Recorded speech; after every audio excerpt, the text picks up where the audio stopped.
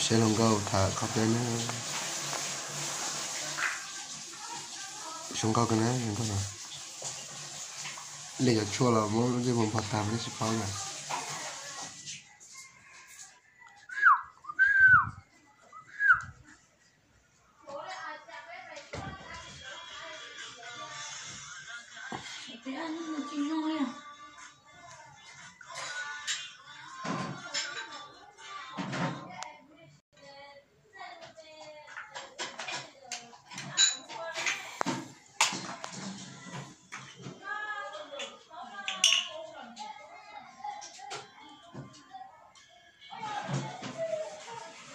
다 쳤다고 막 터가 배 뭐.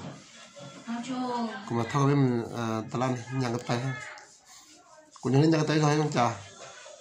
Thì tiền cái đây bây giờ mà mình thấy chụp cái đồ chụp còn cho chả mất siêu rồi. của thôn đó nè, khán giả nè. Nếu dù tôi chỉ đâu thả này, bịa khen nữa này à. Thế này tôi mới dùng lòn. Cái chi phí của cái đó ha.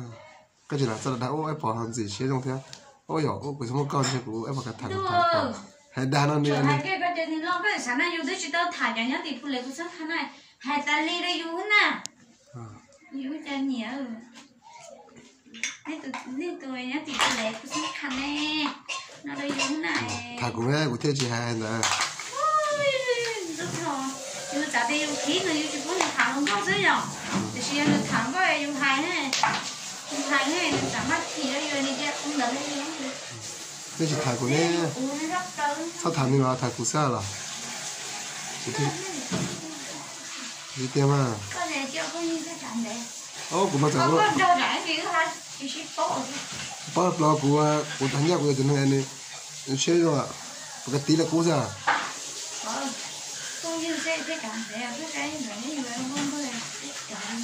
cả đó nếu mà cho trong trên nên cái basic thì ship thải và ship bao ship gì thế là chỉ lúc học cũng gì đó giờ hạt gì hai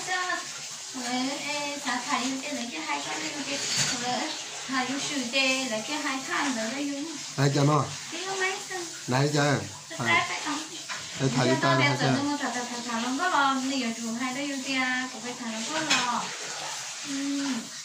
nhưng mà nó có những siêu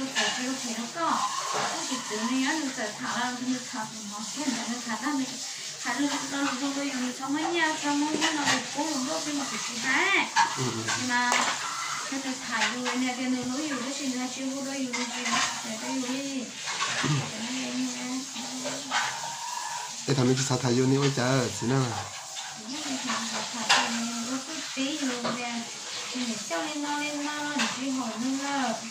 cái con cũng còn thằng cũng này có thể chơi hành nữa nè thằng cũng này tại tiêu chỉ thằng cũng quay nhá cũng này có cái sao hả chứ mà có một thằng nữa đã thấy à thì tại mình sẽ có kèm theo gì chứ xong mong hay sao ha bây giờ ai thế lại chừng chỉ có em thay cho chị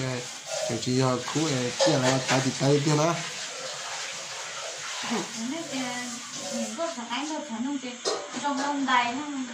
bây giờ tết tuổi này cũng chuyện là tết tuổi